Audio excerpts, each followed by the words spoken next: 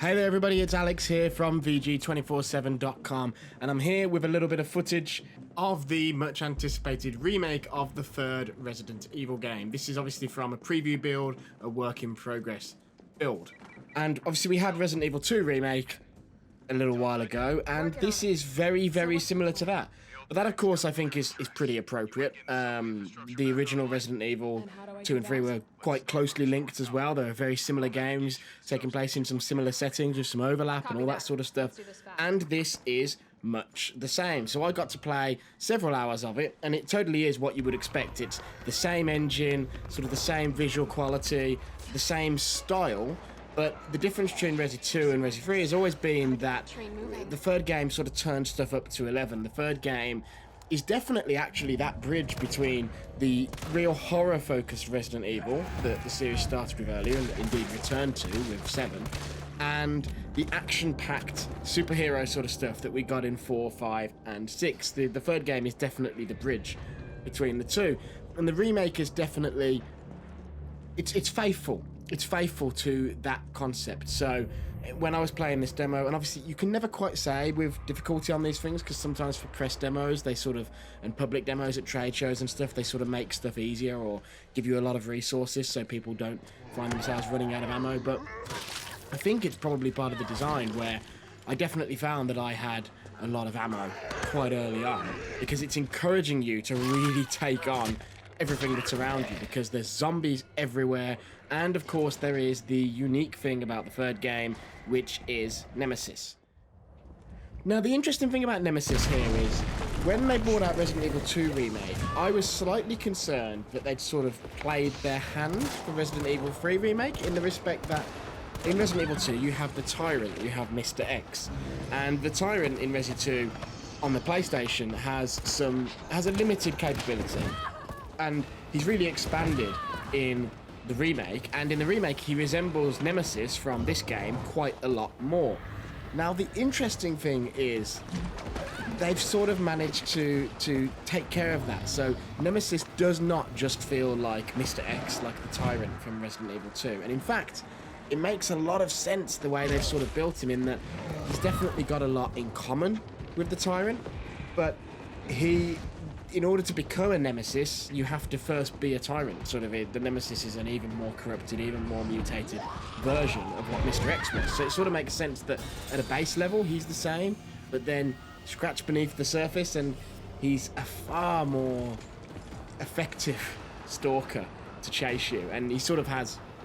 Obviously, you can use weapons, so there are sections of the demo I play where you're being chased with a flamethrower. There are sections of the demo where you're running from him out in open city streets sort of thing, or as open as they can get during a zombie apocalypse. Of course, there's abandoned cars and fire and stuff like that in the way.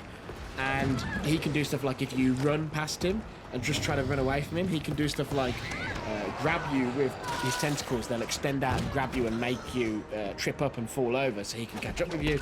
I'm pretty sure he can also use his tentacles to sort of pull himself to the other side of you, like a grappling hook. So if he's running behind you, he can sort of pull himself and catch up with you that way.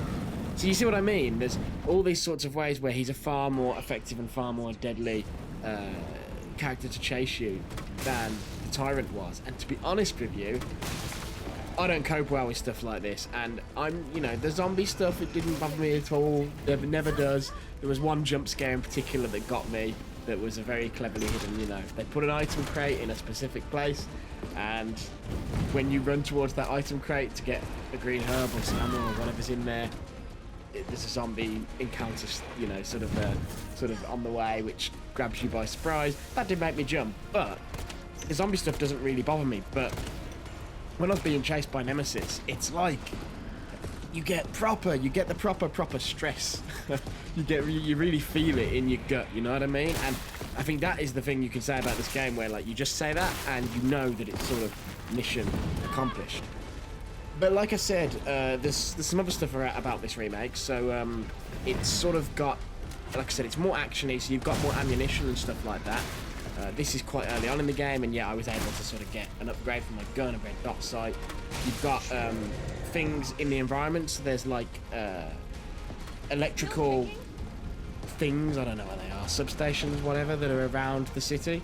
And if you shoot those, they will electrocute anything in a radius.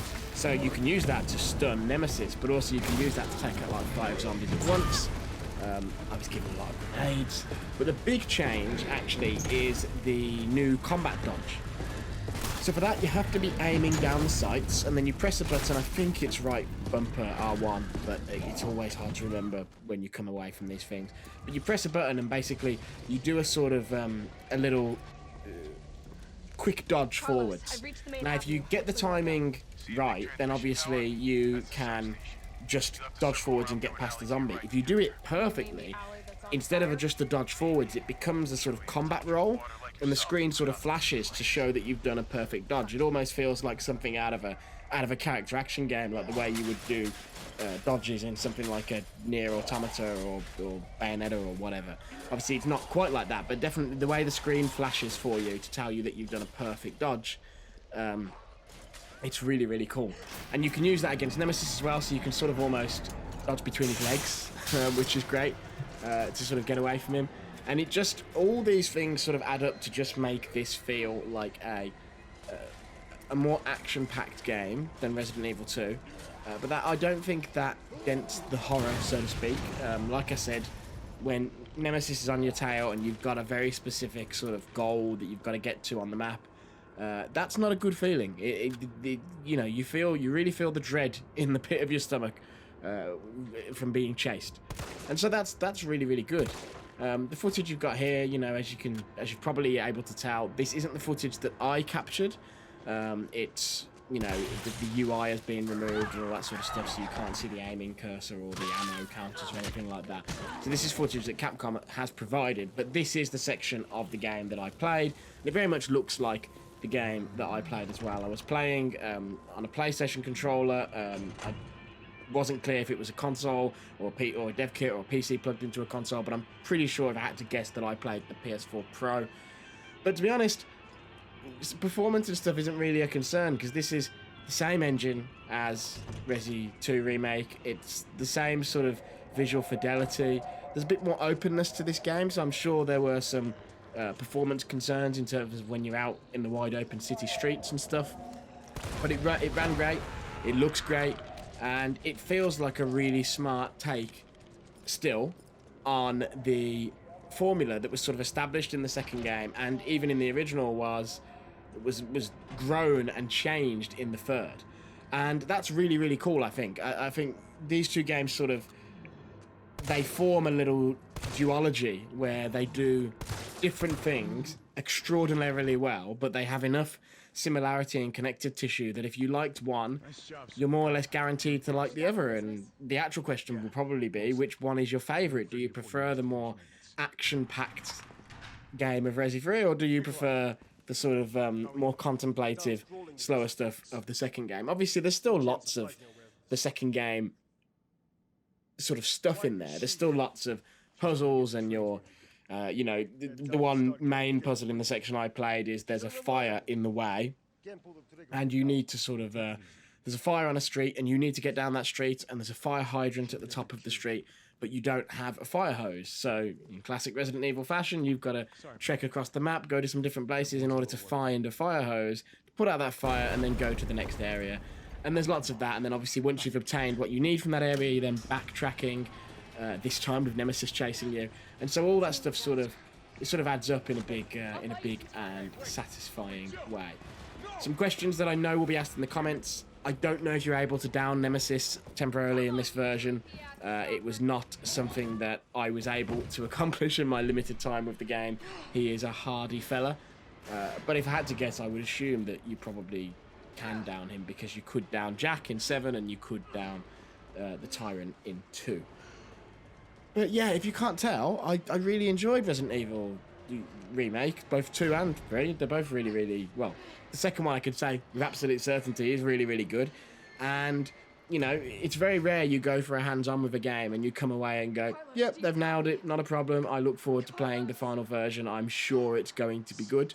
But because this is such a known quantity, because it's continuing down the path that the Resi 2 remake set, it's it's a no-brainer. I wasn't shocked at all that it was going to be good. It was pretty much a foregone conclusion, I think. But I am surprised, as I said, by how different they've made Nemesis feel and how effective they've made him feel and how different to the Tyrant they've made him feel, because I don't think that was particularly easy, because I thought honestly that they'd given up their secrets almost. They'd given up their X factor by doing the Tyrant as they had in Resi 2. So to see Nemesis standing out so much is great. And I will say I really like the characterization of Jill as well. I think she's badass in this game, and I love the sort of a section where Nemesis is chasing you through narrow corridors.